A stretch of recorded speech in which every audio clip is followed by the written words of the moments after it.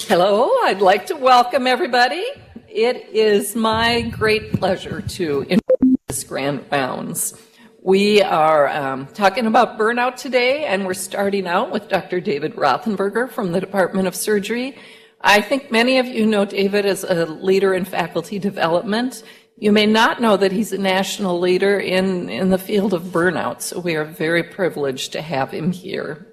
He's going to start us out today with an overview, and then our very own Dr. Mike Pitt and Dr. Naomi Duke are going to give us the results of the burnout survey that we did last year. They presented these results at PAS, and they have a manuscript in revision at the Journal of Pediatrics, and they're going to show you their data on the assistant professors.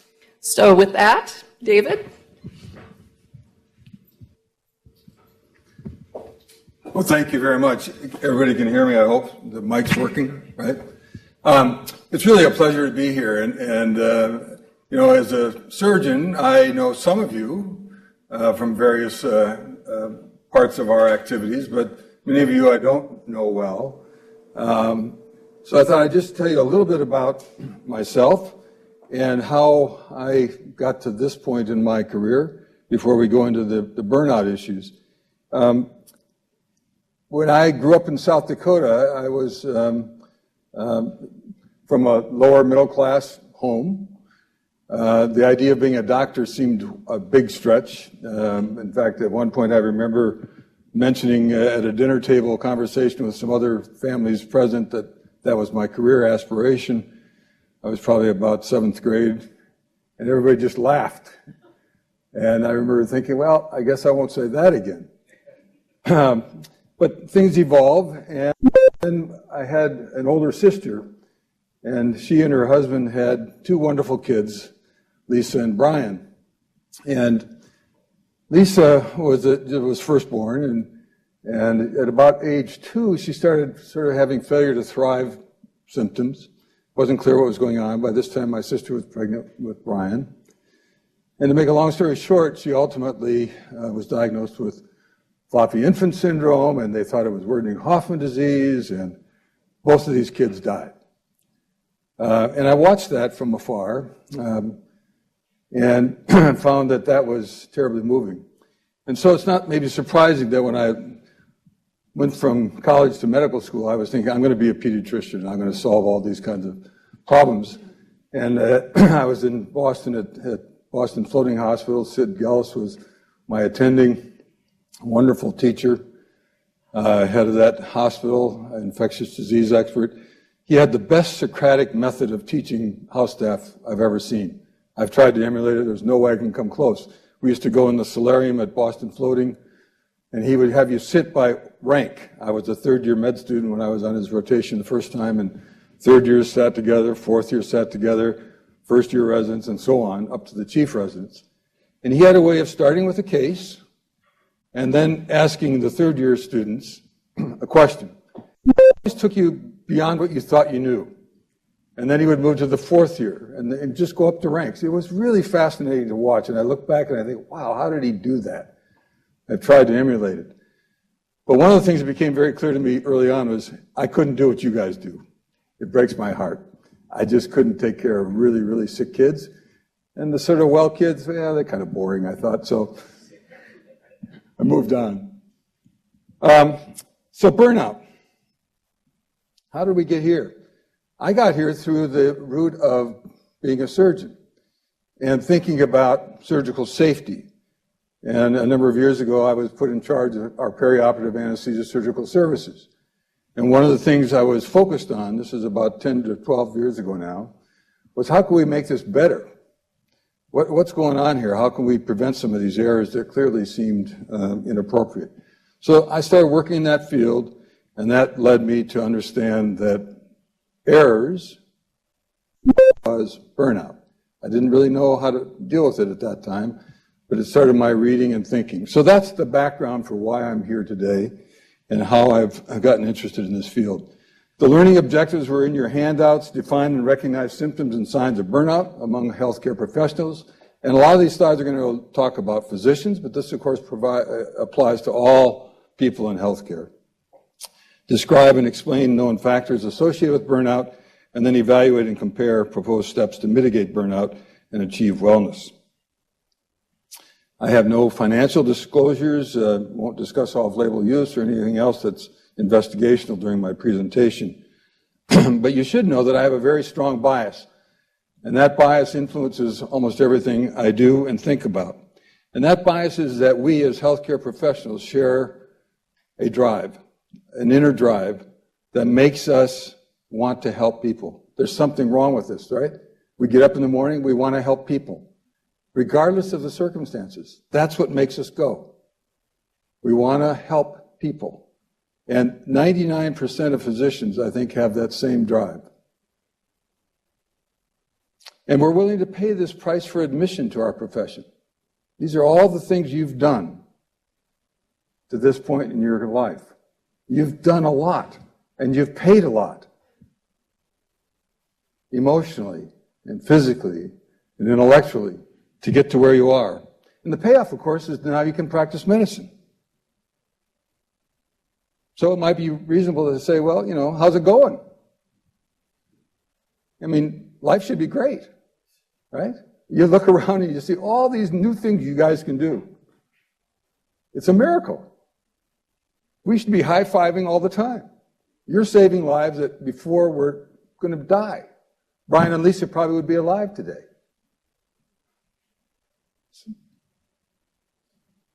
But too often, I think, docs feel like this. Or this. Or that guy. Surgical garb. And our workplace is often described with these kinds of words, right? So why? Why? Why all the angst and the despair? Now, there are a lot of skeptics out there, and I can tell you when I first started talking about this at a national level, I had a lot of people telling me I was crazy. This is nuts. The notion of burnout, where'd that come from? It's just a buzzword, and it's for these millennials that are all spoiled kids. It's just from a few bad cases that got hyped up in media, got front page news coverage. Is it really unique to healthcare, or is it just part of our high-stress society in general?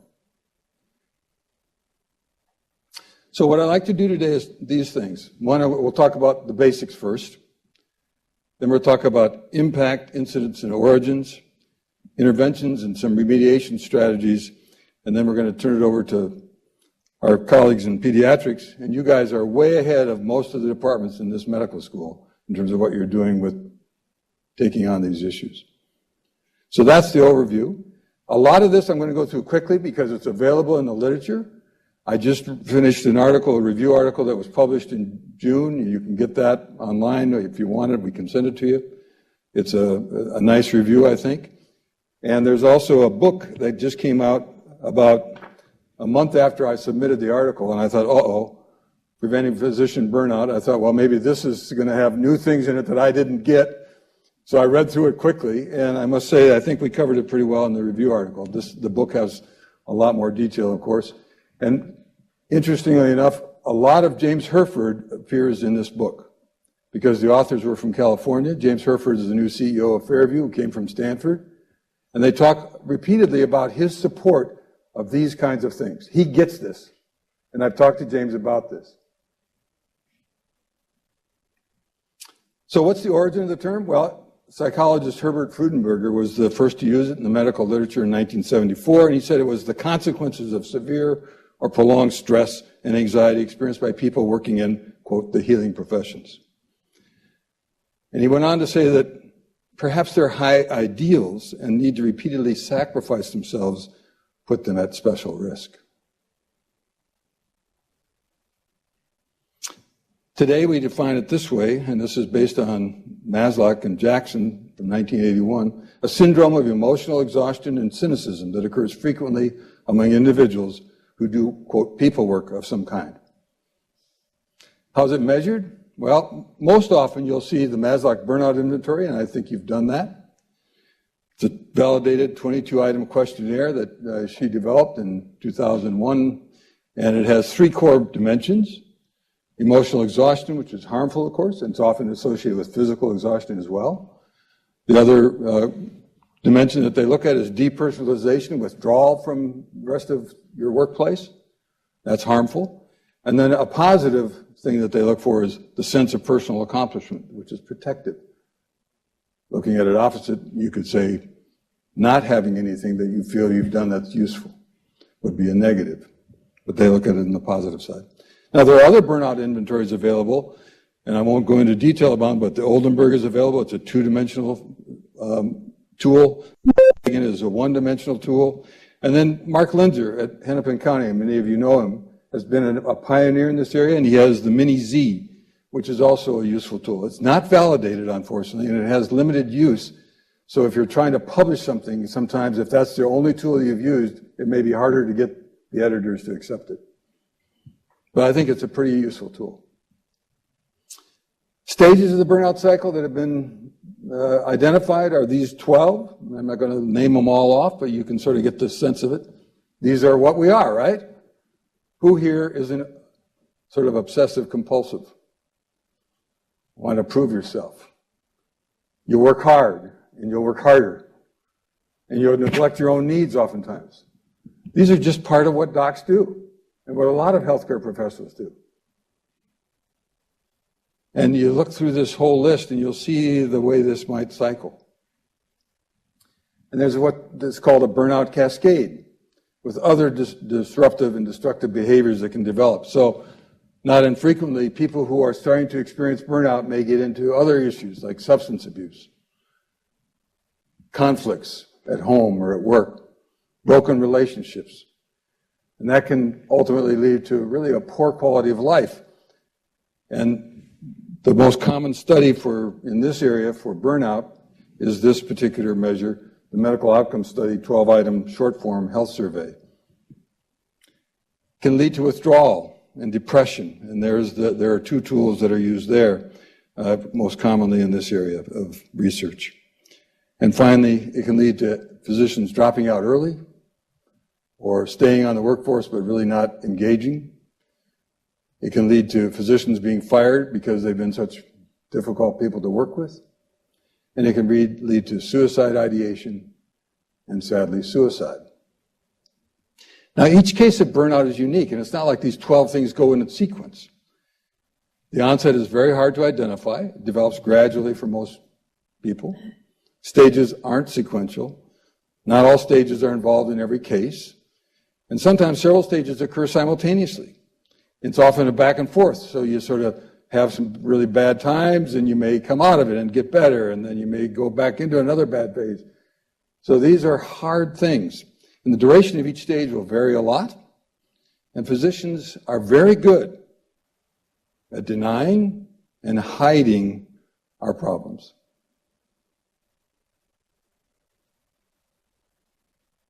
All of these things make it hard to identify and intervene early in the case of physician and healthcare professional burnout. Now, burnout clearly has been shown in the literature to be widespread, regardless of practice setting, private, academic, VA, small town, big town. It's not confined to an age group. It's not just millennials. It's not confined to specific specialties. There are some that are at higher risk than others. Generalists often are higher risk than specialists, but not always. And of course, this is data from Shannenfeld at Mayo, who put this together, and they show burnout by specialty. I know it's hard to read, but it goes from emergency medicine at the top, with urology second, physical medicine and rehab, which is surprising, and then down at the bottom, radiation oncology at the bottom. And what's really striking is that this was from a few years ago, 2015, the rate was up to 54%. And that was considerably up from just 3 years earlier when they had done this same survey. There's where you are in pediatrics, and you say, well, we're pretty good. But really? between 30 and 40% still. A third of your workforce struggling with these issues. And is it just confined to healthcare? It appears to be, because this is a study from the same group looking at a population control, and their burnout rate has been the same for this period of time, whereas healthcare burnout has been going up. So we've got a problem in our profession. I'm just going to tell one story. A couple of years ago, I was asked to put together a panel for a large meeting of surgeons, and I had called some friends of mine who I knew were interested in this topic, and one said, "Got to call this guy. He is really passionate about this." So I did. I called him. I didn't know him. He was the head of a major training program, a well-known figure. I just hadn't crossed paths with him previously on a personal level. And I called him, and I asked him if he would help on this panel. And I could tell that he was enthusiastically willing to do so. And as we talked about what he might do in this panel, it became clear to me something was going on in this guy's head. So I said, "Do you mind telling me why you're so interested in this?" And I could tell over the phone, you can sort of tell. Tears were coming to this guy's eye. I knew that. His voice was cracking a little bit. He was emotional. And then he told me the story of his very best surgical resident he had ever trained. And he'd been the program director of a large surgical training program, very prestigious program, for 12 years at this point. The very best person he had ever trained. He said, "I wanted this guy to be he was like my son. He was so good. I was just anxious to see him go out and flourish." And that resident killed himself within 16 months of leaving that program. He had had an error that he blamed himself for, and he jumped off the hospital and killed himself.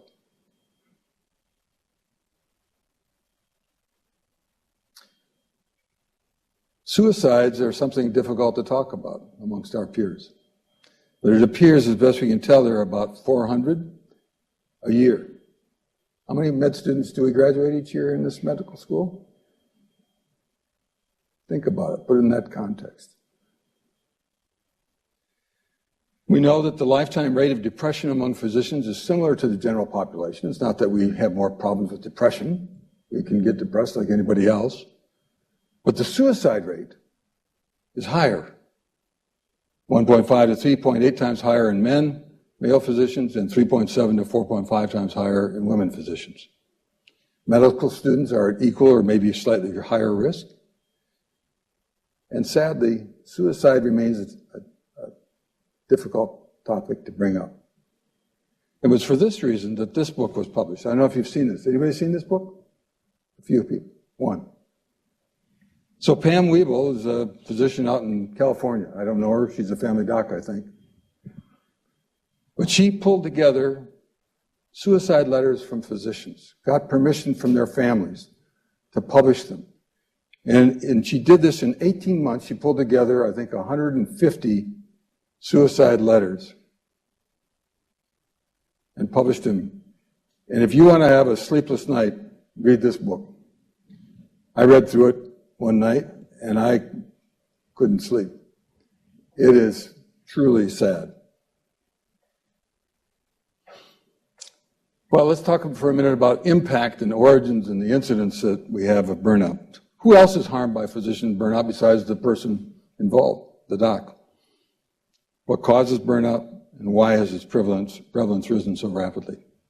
A couple of things we know. It clearly impacts the family and the colleagues and the co-workers of the burned out doc. This doesn't happen in isolation. We've already talked about drug and alcohol abuse can be a sign that this person is struggling with burnout. Disruptive behavior at home and at work, starting to act out what's going on here. Broken relationships, conflicts, and withdrawals. It impacts patients and their families, their loved ones. If you're taking your loved one to a doc and they're a pain in the neck and they're acting out and they're angry or withdrawn, you feel it. It affects you, and it increases medical errors. That's how I got to this. I understood that this kind of problem can cause medical errors. It's not just medical errors cause burnout. It can go both ways. Decreased adherence to protocols and standards. Screw it, I'm not doing that. Less empathy. Well, you know, people die. Poor quality, poor satisfaction outcomes. It hurts our organizations, right? You have a reputation here at Masonic Children's Hospital. It's a good one. But a few bad apples can damage that reputation far beyond what a few good people can do. Malpractice risk can increase. Financial performance can suffer. Higher dissatisfaction and turnover. And turnover is definitely linked to burnout. That's been shown by many organizations now. And this is a positive finding in the sense that this is what's going to bring money to bear on the problem. Because all of a sudden the CEOs are understanding, uh-oh, this is hurting my bottom line. I've got to do something about this. As long as it wasn't affecting them financially, I think they would have just let it go. But now that they clearly see the path between burnout, loss of physicians, having to replace physicians, changing all this, they understand that they too had better get involved. Costs of physician burnout and turnover are high. 1999, a study suggested $250,000. I think a more recent study, this is what Mayo Clinic would suggest is true, 2 to 3 times the physician's annual salary. And I would say that's a minimum. I know from our department and running the finances there for a number of years, if you're trying to replace a high-end surgeon who burned out and left or who got fired, it's very, very expensive, millions of dollars. And there are a lot of other hidden costs. I've asked, and I don't think we still have, a good accounting for our own turnover in our organizations. We should still keep asking. So think about this. Pretty disturbing data, really. And I think what's most worrisome is that we just fail to recognize these problems in ourselves and in our colleagues. We fail to understand or acknowledge these problems can hurt our patients, disrupt our families and personal relationships, and threaten our own well-being. And we don't know how to effectively address the issues. We respond instead with denial, a code of silence. We're good at that. Head down, go to work, keep your mouth shut. Or anger? Well, it's the damn hospital. Or blaming somebody. Yeah, well, my boss makes me do this. Joe made me do it. Negative, you're such a malignant guy. Now, burnout issues are not new. In fact, Mark Linzer started working on this over 20 years ago. And he showed, using AHRQ funding in a number of studies, that satisfaction for physicians, and he was studying primary care physicians, comes from patient relationships, not money. Money is not a big issue as long as it's perceived as being equitable. If there's an open, sort of equitable way of people get paid and they understand it, it rarely is a big dissatisfier for docs. So since then, there have been a number of studies that would suggest that these are drivers of burnout in primary care settings. Lack of control over work conditions. Sound familiar? Time pressure. You're valued only for your productivity. How many patients did you see? How many dollars did you generate? How much work were you able to do? Chaotic and inefficient work environments. Docs have to do a lot of other clerical and mundane tasks. Lack of alignment regarding values and mission. Those are the things that burn out in primary care. And it's predicted by work-home interference and lack of alignment with mission.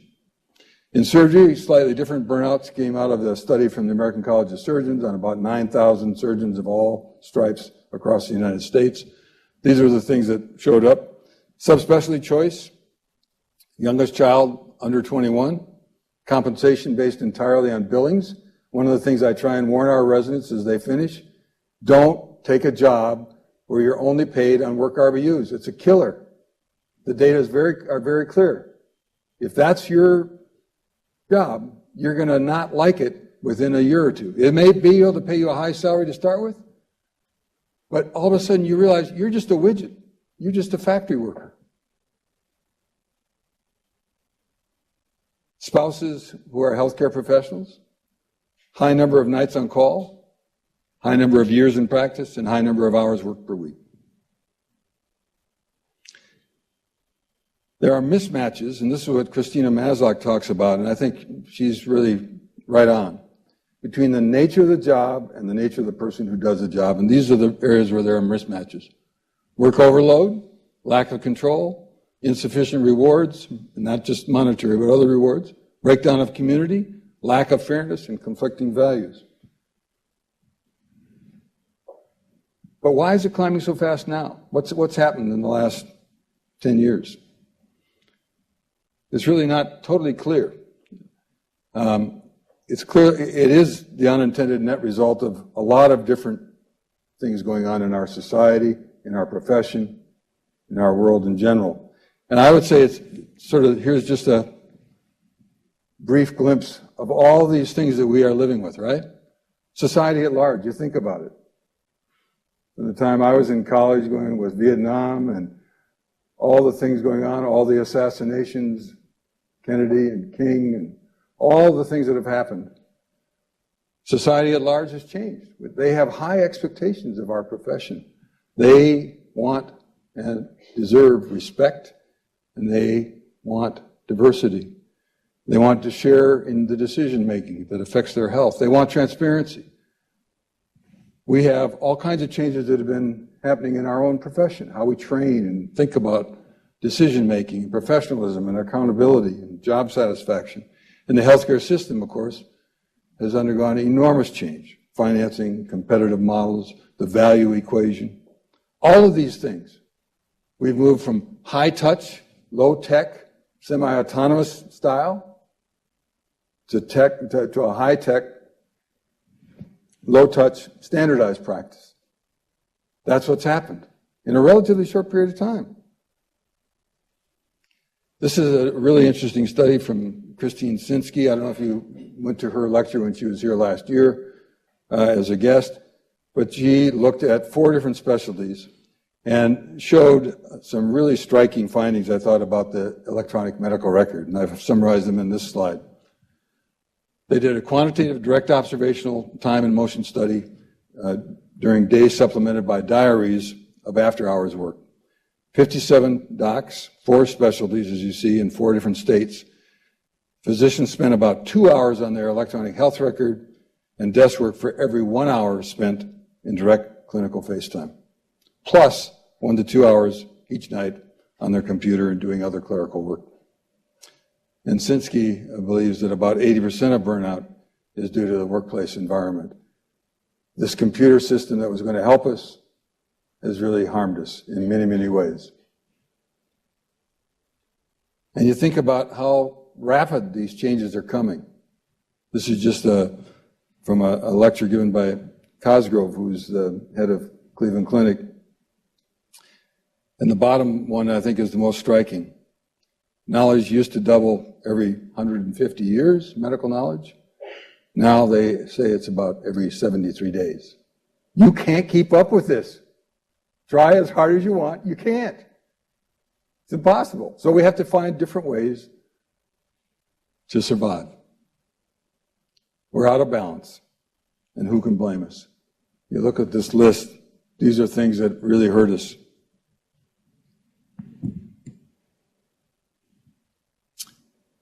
It's no wonder we're burned out. One thing I want to emphasize is this notion that still comes back when I talk to some of my colleagues in surgery and elsewhere. It's just a sign of weakness. It's not just millennials, it's other guys who are weak, right? It's not. When you have something that affects over half of your workforce, it's not a sign of weakness. It's a sign of an environment that's broken that we must fix. This is some interesting work from Dan Ariely, and I just want to bring it to your attention. I talk about it a little bit in this review article, and I think he's part of a group of economists developing behavioral economics, and he talks about these three things: asymmetrical rewards, loss of autonomy, and cognitive scarcity, and how that impacts physicians. So asymmetrical rewards, pretty straightforward. You do what's expected, you get no, if any, recognition or praise. It's just what you're expected to do. If you have a bad outcome, a less than ideal outcome, especially if there's patient harm, there are immediate, pretty severe, sometimes, negative consequences.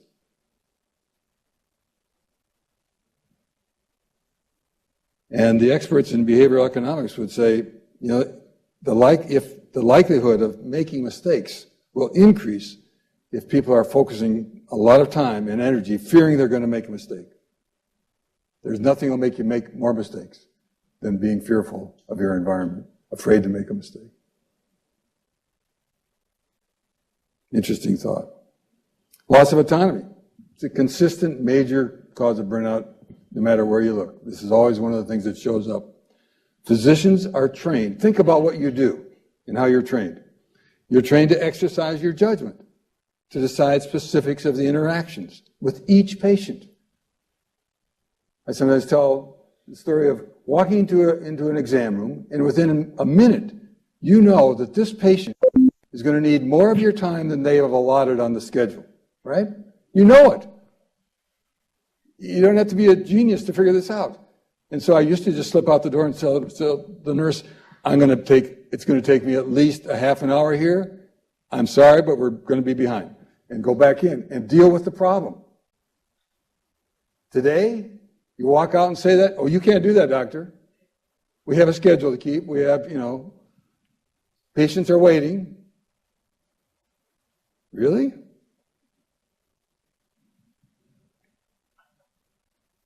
That's what we do as docs. Those are the things we're supposed to do. That's what we're trained to do. But it often comes in conflict with contemporary practice of what I would call micromanaged medicine. Micromanaged medicine, this sort of fixing people production line. Think of it. Go a little faster yet. How long can we do this without wearing out, without burning out? Some of these things are good, but we need the flexibility as professionals to say, not for this patient this time. I need to spend more time with this particular patient. The algorithm won't work for this patient. That's what you're trained to do. You're experts at this.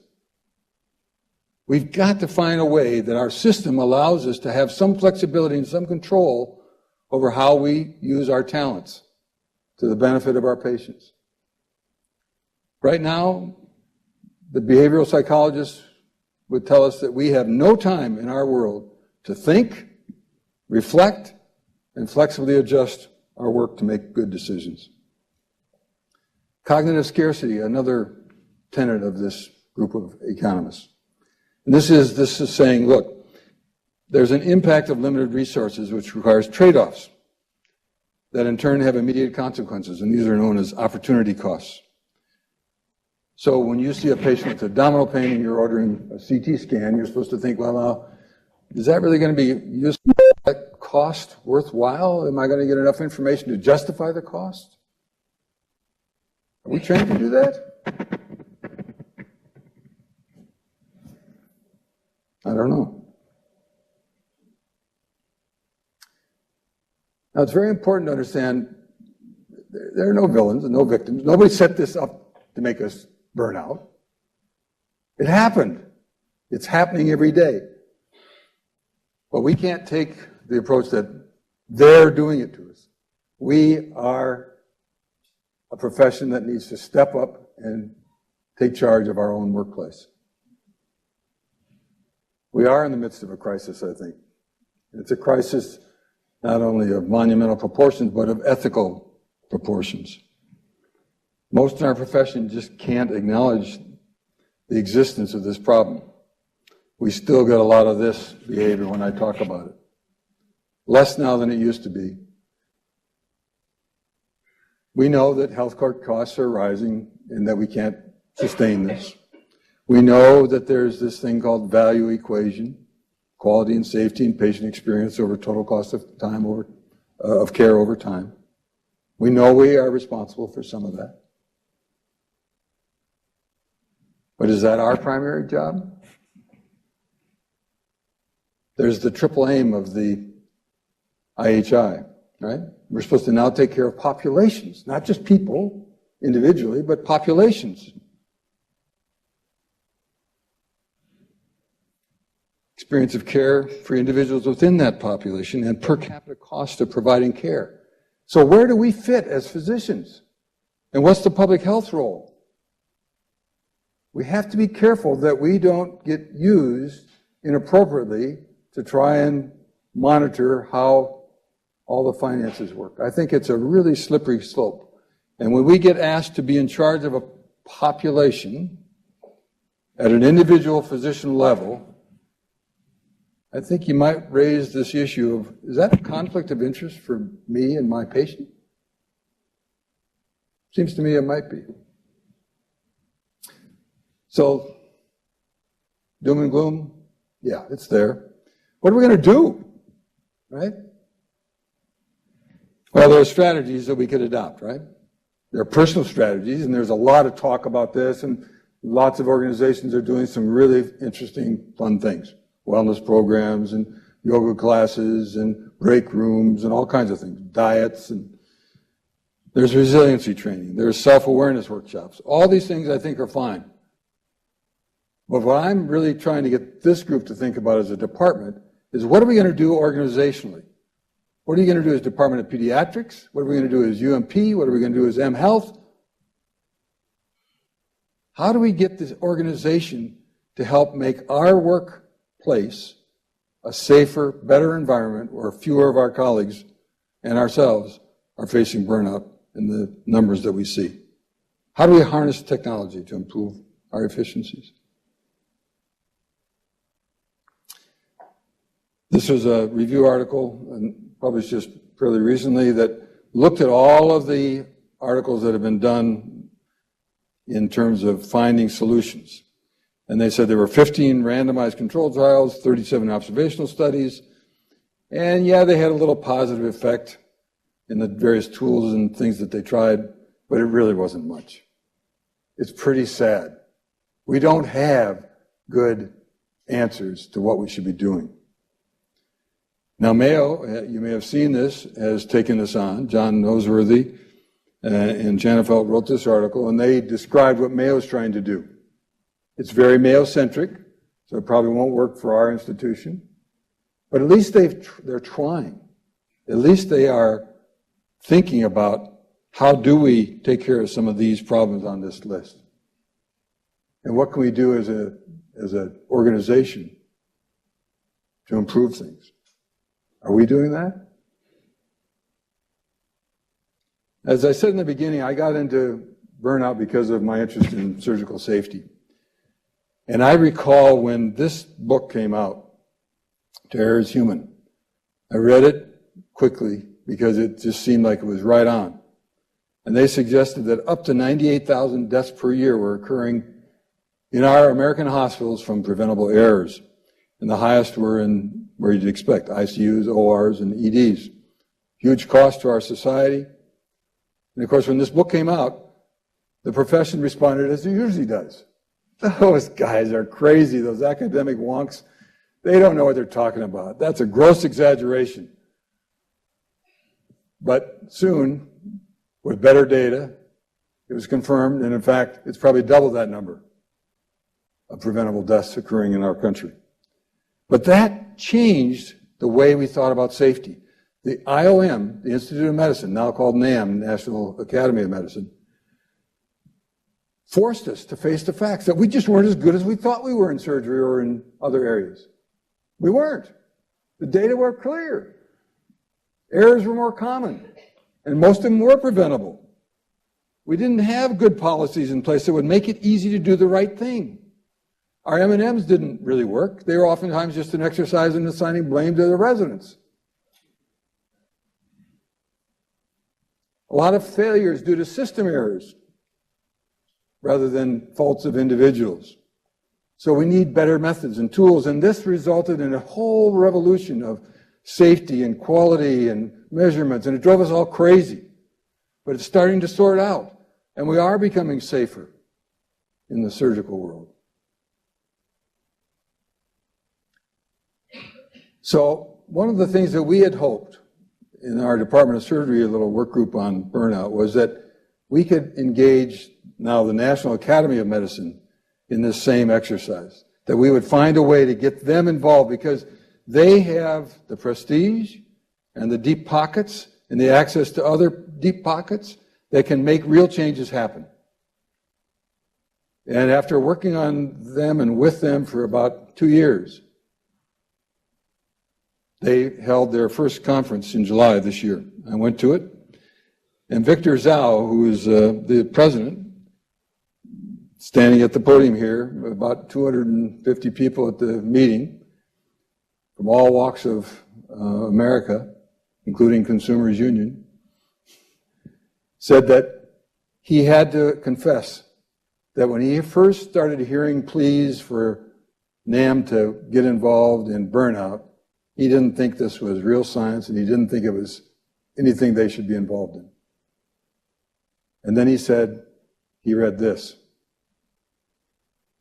This was a little article that we had written with some people from NAM, Sandy Kishore, where we took a case of Caitlin from that book that I showed you on suicides, physician suicides. Very sad case. Medical student. Starts out with her, "Dear Mom and Dad, I hope you'll forgive me for what I'm about to do." And she killed herself. And within about, I think it was 3 to 4 months, her mother killed herself because she felt so guilty that she had missed signs of impending depression and suicide in her daughter. And we wrote a very non-traditional sort of article about this and published it online with the help of Sandy Kishore and the other people shown here, where we talked about our emotional response to this kind of mayhem. That article, as it turns out, influenced the right person. And in fact, they read several excerpts from the article at the podium during that convention. So, why should we care? Well, we're all at risk. Trend is going up. Impact, huge. Often devastating. We have to bear this burden, and it's our responsibility when colleagues burn out or leave the profession or worse, kill themselves. But I think we can make a difference. We can. We can do this. Our little Department of Surgery team is looking at a couple of little projects we might try. One is we question, has anybody really done subjective interviews, one-on-one with a trained person, to see whether they could pick up hints of burnout that might be missed by one of the, quote, accepted tools. We don't know that. That's one little project we're thinking about. Another project suggested by Angela Matthews, part of our team now and moved to Chicago because her husband took a job there as an interventional cardiologist, is to think about how can we train our families, our spouses, our significant others, our partners, to look for signs that might suggest to them that maybe we need help. Can we do that? And one of the really exciting things I think happening is that there's a growing group of people like you in your department, and you're going to hear about that in a minute, involved in this.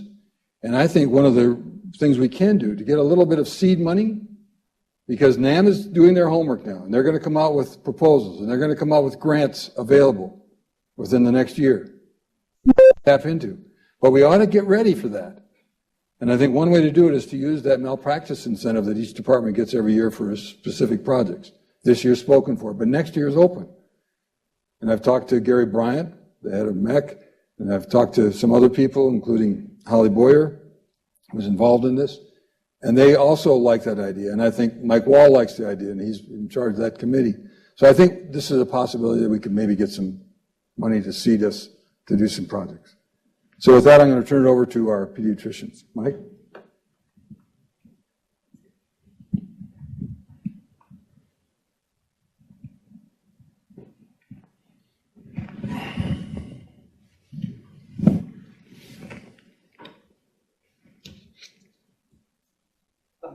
Thank you for that. It's really refreshing to hear something that starts sombering, but I think hopefully some of us are inspired about the fact that by knowing what the problem is, it's something that we can hope to address. I'm going to just introduce Naomi Duke, who's going to take us through a study that we did as part of the assistant professor faculty development group pictured here. And a little background, obviously we don't need to talk about what burnout is because of that excellent presentation, but we did have some institutional background. We knew what this was doing within our residents. I think residency educators have actually been ahead of the curve at looking for burnout because the numbers tend to be higher among trainees. So Maren Olson and I are PIs on regional PIs for a national study looking at burnout among residents, and this is data from 2,000 pediatric residents. In dark blue is the national average for each year of the Maslach burnout inventory criteria for burnout, and in light blue is ours. And you could look at that and say, wow, isn't that great? We're better than average. The national average for residents is 55, and we're 36% mission accomplished. This should be a never event. This should be something that we actually are aiming for zeros here. And so we didn't want to rest in the excitement that we were doing better than nationally. So we wanted to see what we were doing at a faculty level. And we had two objectives with this. One was to just take the pulse. We wanted to be ahead of the curve, and we wanted to know what our faculty were experiencing regarding burnout. And then we wanted to be able to identify strategies to address that, both at the individual as well as the institution level. And in a way, what Naomi will walk you through is what was intended to be a data-driven needs assessment. So Henry Ford said, if I asked people what they wanted, they would say faster horses. And so sometimes a needs assessment where you just say, what do you need, isn't as helpful as actually saying, what do the data show? So we started with a study that Naomi will work through, and then I'll finish up to tell us how we as a department are aiming to address some of those things. So I'll hand it over to Dr. Duke.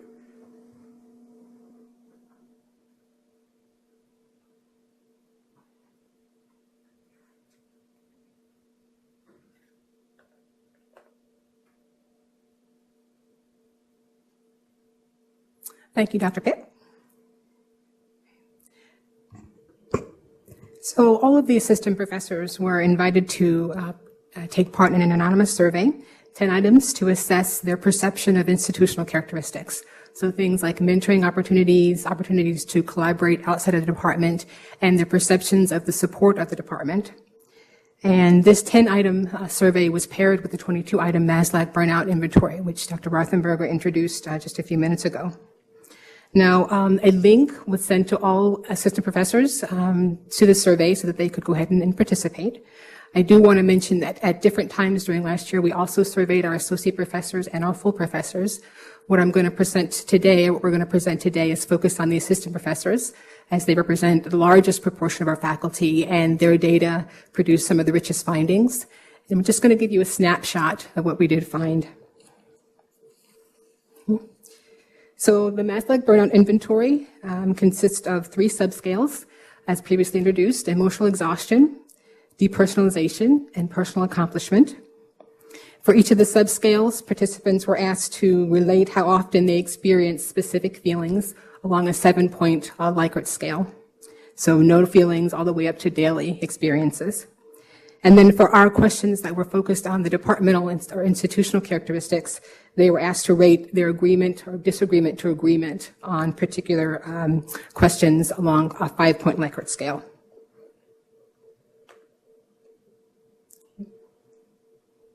So the cost of, or the cutoff scores signifying high emotional exhaustion, high depersonalization, and low personal accomplishment are listed for you here. And then we computed Pearson correlations to evaluate the relationship between the burnout components and respondent perceptions of institutional characteristics. So how are the assistant professors doing? We had a response rate of 73%, with 64% being females. Just over a third of the assistant professors were high in emotional exhaustion, so if you go back to those cutoff scores. About 1 in 7 were high on depersonalization. And just under 1 in 4 were low on personal accomplishment. Just want to note that when you compare our percentages to national averages, they are below the national average. Now, if we use the emotional exhaustion plus 1 criteria to define burnout, so that's starting with high emotional exhaustion in either case, and either adding high depersonalization or adding low personal accomplishment, we found that about 11 to 15% of associate professors met criteria for burnout.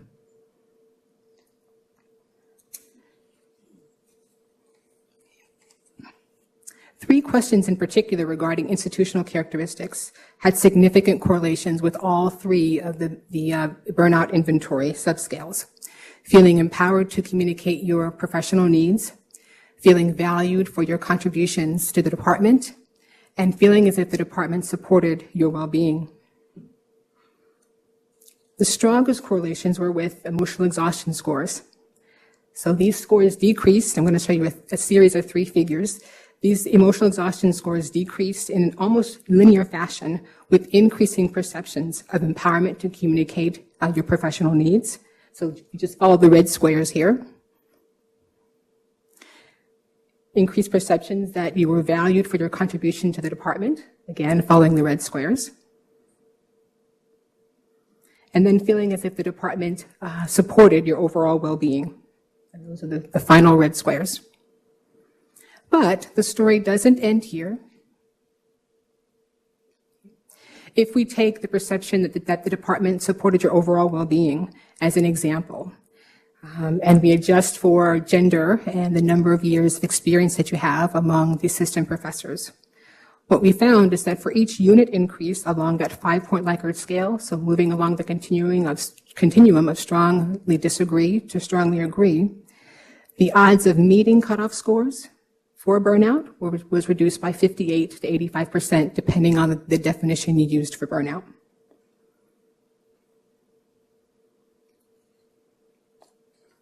So this brings us to what we believe is at least one contribution that we have to the conversation regarding burnout.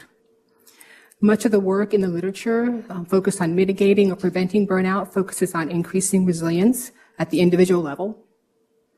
And what we feel from the data that we have here, that we've presented here, is that we have something to add to this conversation about institutional characteristics or climate type factors. So there could be potentially modifiable factors here that we could intervene upon and perhaps make a difference in burnout experiences among our faculty. Dr. Pitt? So Dr. Rothenberger said several times that we as a department are aiming to be ahead of the curve on some of this and come to the table with some institutional solutions. And so as we look at those 3 things, one of the things we're trying to do to discuss is openly discuss well-being. I think we're one of the first departments that's having this grand rounds on this topic, that actually is realizing that this is not something that we just say is a sign of weakness, as you brought up. So being really candid, Emily and Maren Olsen are chairing a wellness committee among the residents, and I think there's Dr. Moran's done a lot of work here in that as well for us. So just by even having this today is one of our steps in trying to be more transparent about this topic.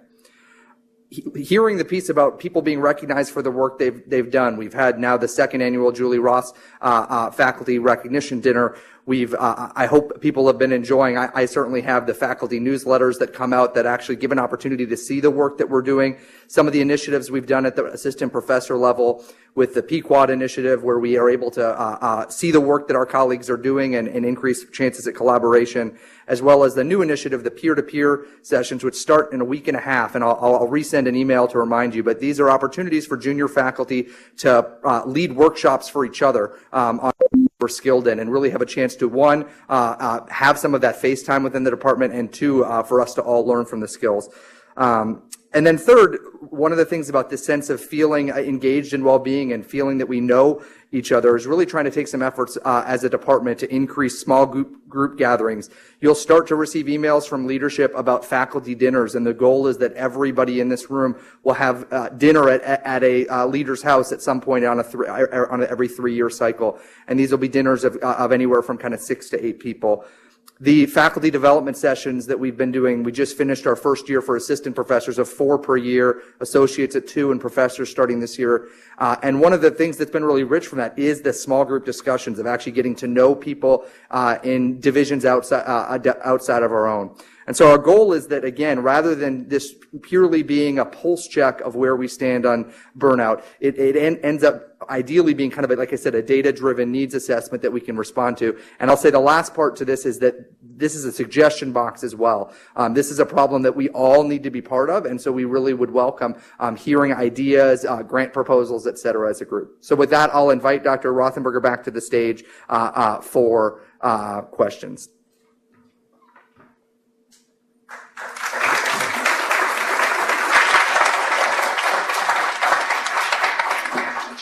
So, any questions or comments? Yeah, Abe?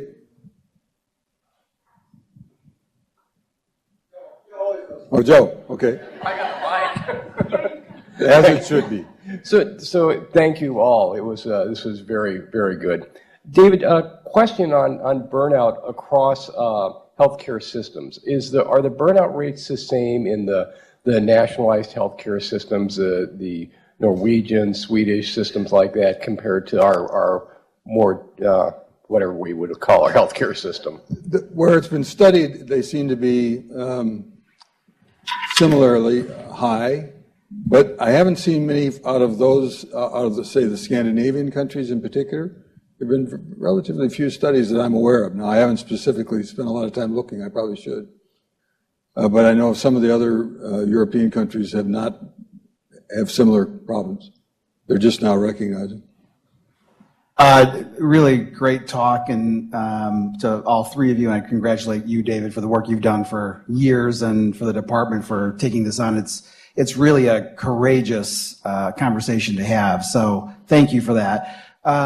Is there data that suggests that providers, not just physicians, but providers in academic medicine are at higher risk or lower risk because of expectations are different? And then the second question I have is there any data to suggest that kind of chronic sleep deprivation that we're all kind of vulnerable to or at risk for contributes to this? Because it seems to me that we're seeing this a lot more in our, in the adolescent Right. data. And, if you think about it with physicians, this is just an embedded part of how we're trained, residency, fellowship, and now certainly as faculty. Yeah, the data, there are some studies showing that in surgery, academic surgeons have slightly less burnout than their peers in private practice, but it's marginal. And I haven't seen any on non-surgeons. In terms of the other issue, I think we'll just have to study that. It's not well looked at. Thank you very much. Peter Scal in General Pediatrics. I'm going to continue my line of questioning around race, ethnicity, and that impact. Can you talk a little bit about what you know around physicians who are non-white and their experience with burnout, and whether it's similar or different, and whether the implications may be? Yeah. Again, I haven't seen a really good study looking specifically at that. It's something that should be done. My sense from just looking at a broad level is that it's higher and that they face more barriers. And I think it is an area that would be ripe for study. But I haven't seen really good studies done. I know some of the answer to that for the resident data. So for the national study of 36 institutions, they were surprised to see that the highest rate, that white providers had higher rates of burnout than minority providers. They also scored in this inventory a grit, a resilience, and their theory was that those that had not had the privilege that I have had higher grit scores. So the people that were in the protected from burnout had higher scores of grit, which is a known protection. Yeah. Looks like we're done. We're at the top of the hour. I would like to thank again all three of our speakers.